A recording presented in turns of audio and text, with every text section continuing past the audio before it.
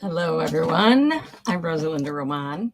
I go by Rosa Linda, and I am checking in from our family's floating home, a catamaran, currently docked at a marina in Port Ginesta, Spain, which is just west of Barcelona. I'm recording this in my stateroom in the cabin, thinking. I said to my sweetheart, hey, I'm going to do the recording because we're in Spain. It's supposed to be every week I read a chapter of my book, Losing Sight of the Shore, How to Live on a Boat Without Killing Your Family. I read a chapter here each week at noon, New Mexico time, which is mountain time. Well, the problem is now that we've moved onto the boat in Spain, the timing is really off because Spanish people do things very different timing wise than people do in the United States. Specifically, they have business hours during the day, and then there's like a whole chunk of time in the middle of the day that all the businesses close and they stop doing work.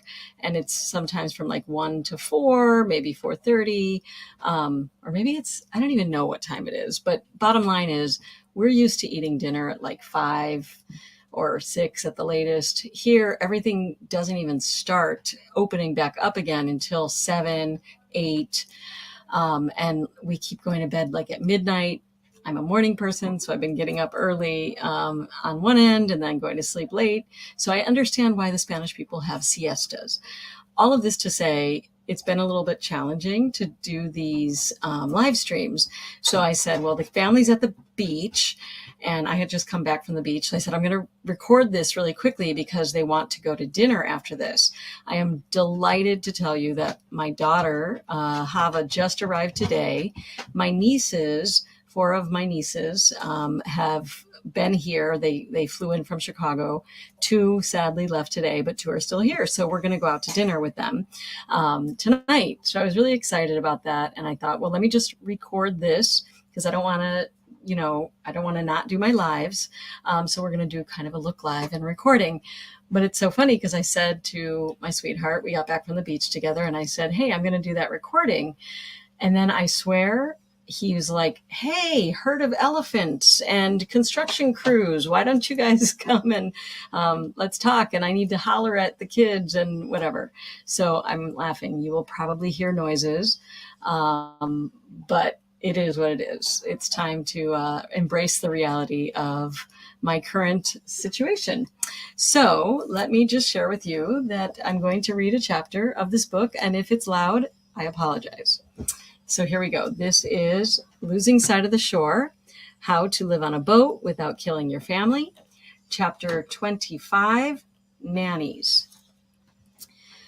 While Nathan and I may have been the primary caregivers on the Dawn Treader and Hakuna Matata, we were gratefully not always alone in the kid wrangling department. From time to time during our liveaboard lives, we also had a nanny on board. Having that extra grown-up there was a godsend. When things go wrong on a boat, it takes all you have to give just to deal with the situation at hand. Add kids to the mix, and it can get downright dangerous. Having someone there whose primary focus is making sure the kids are okay while mommy and daddy are busy fixing a boat problem can make all the difference. This became even more critical for us once we had 3 kids. When we had the 2 girls, Nathan and I could each take a kid aside if there was a problem. But once Samuel came along, we were forever outnumbered. Football-loving Nathan likes to tell people that when we had 2 kids, it was man on man. But 3 kids, we have to play zone defense, and someone is always getting away. Adding a nanny to the mix levels the playing field. During our liveaboard lives, we were privileged to have 4 nannies to help us along the way. Each only stayed with us for a few months because they had big dreams and plans of their own to get to. But during the time they were with us, they were each a blessing. They not only made a huge difference when we were living on those boats, but are still an important part of our lives today.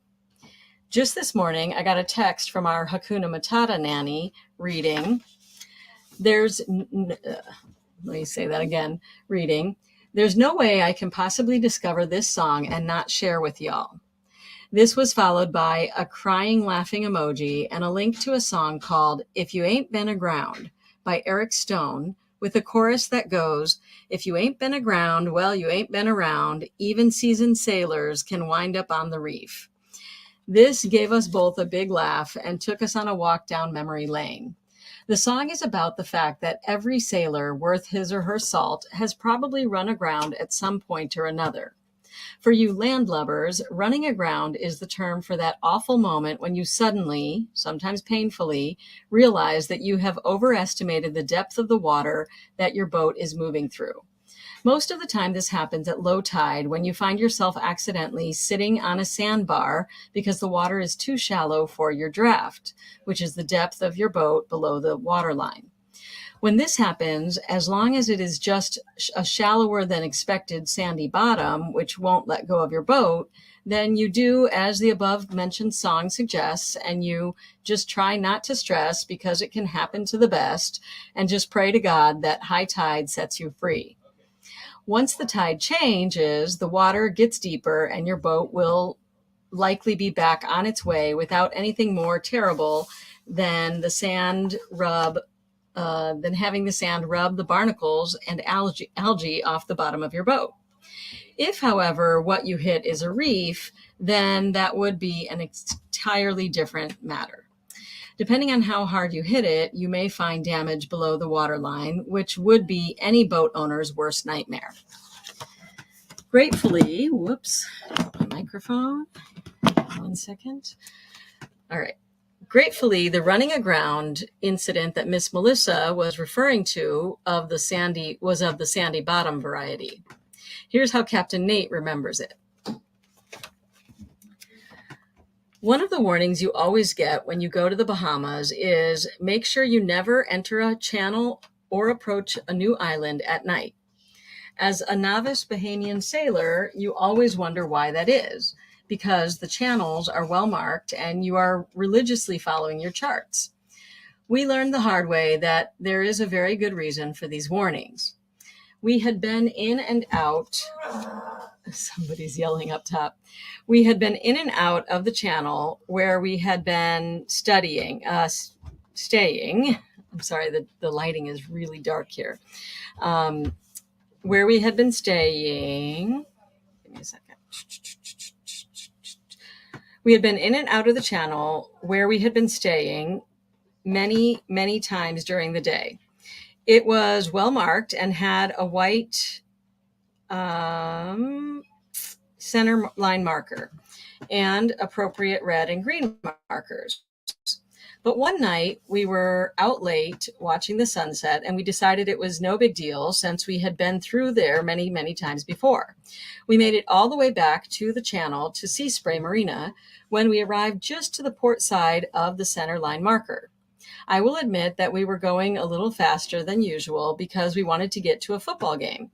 And suddenly we ran aground, hard. Once we ran aground, there was no moving the boat.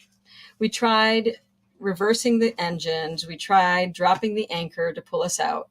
We tried using the dinghy to pull us out, but there was no way to move the boat. So we decided that the only thing left to do was to send the ladies and the crew to the dock in the dinghy, and I stayed, meaning Nathan, stayed with the boat and waited for the tide to turn. About 2 hours later, the tide came up and we were easily able to move off the shoal. When I got back to Sea Spray, I talked to the dockmaster and told him I was surprised that I had run aground just off the center line marker.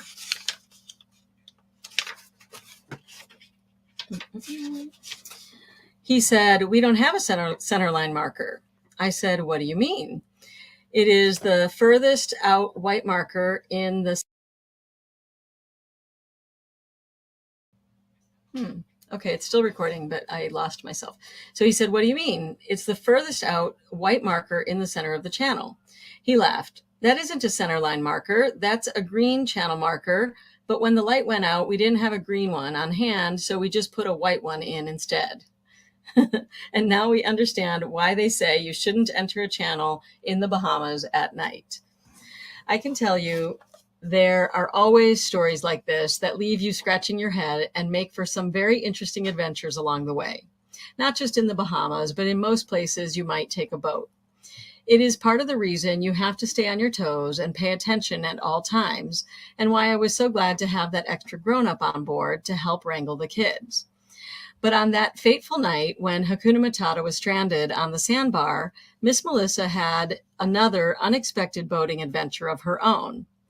As he mentioned, knowing his wife is an avid Florida Gators fan, Nathan encouraged us to go watch the game on shore while he stayed aboard Hakuna Matata to wait for the tide to change.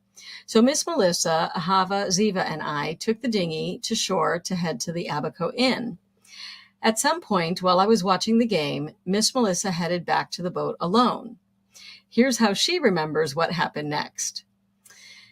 Quote, "It was supposed to be a quick trip to take some ice back to Nathan on the boat. I took the dinghy around dusk to run the ice over to him. I remember there was a Gators game on, so we were at the Abaco Inn, I believe it was, to watch the game. I didn't get very far from shore when the dinghy just shut off, but then it started back again for almost 30 more seconds, shut off again, and was done. Nothing. I was floating in the channel. There was no way to get the attention of anyone on shore as I was too far offshore, and it was loud with the game on and getting dark. I found the oars and just started paddling. This was before I had a ton of solo paddling experience on my own, haha, so was less than efficient. Plus, I was fighting a rising tide and some chop and wind and was getting pushed pretty far off off to the right to a little chunk of land. At one point, I thought I may just have to beach it and wait it out on a little sandbar / island and have a Survivor-esque overnight adventure. But I was making headway. I could see shore and Nathan. I was never so far, but it was dark, so no one could see me by this point. I finally got super close to Hakuna Matata. I could nearly smell it, and I could see Nathan on the deck, but he hadn't seen me yet. At that moment, he started the engine and had come free from the sandbar, and I thought he was going to speed away from me. I fumbled around the dinghy and finally found the air horn. Then I was rescued, and I remember you promptly gave me a cocktail upon me making it back to the bar. I gave her a cocktail. So now you can understand why Melissa got such a smile from that running aground song, a perfect reminder of that perfectly ridiculous series of events. As always, Miss Melissa was a great sport about the whole thing, and we all learned a lot of valuable lessons that day. For starters, we never leave the boat without a working VHF radio in hand now.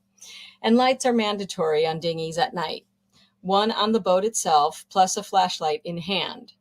All procedures we should have had in place all along. Gratefully, none of our mistakes were life-threatening, and we all became better boaters because of them.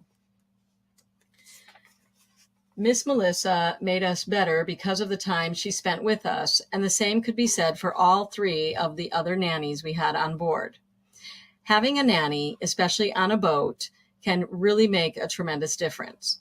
Having that extra grown-up on board can be very helpful in the homeschooling, sailing, and general kid management departments. Granted, you will still find yourself in challenging situations, perhaps even some which leave you both you and the nanny, feeling unsure of which direction to go. But if the nanny is a good fit for your family, you can troubleshoot and commiserate together, making a sometimes thankless job a lot less lonely. Plus, adding a nanny to the crew, we now had a 3-kid to 3 grown-up ratio, returning us to man-on-man defense again. That is definitely a touchdown in my book. And that is chapter 25 of Losing Sight of the Shore, and that is about nannies. I hope you enjoyed this reading, a little bit loud in the background and a little stumbly on my part, but that's boat life. And I wanted to keep these live streams going because this is how I am sharing not only our past liveaboard adventures, but now I am sharing a lot of it on my channel, my Substack channel. So if you're interested in learning more about that, in the show notes, I have a link to my Substack, which is rosalindaroman.substack.com. And that's it for now. I hope you enjoyed this chapter, and I hope you all have fair winds and following seas. Talk to you soon. Bye.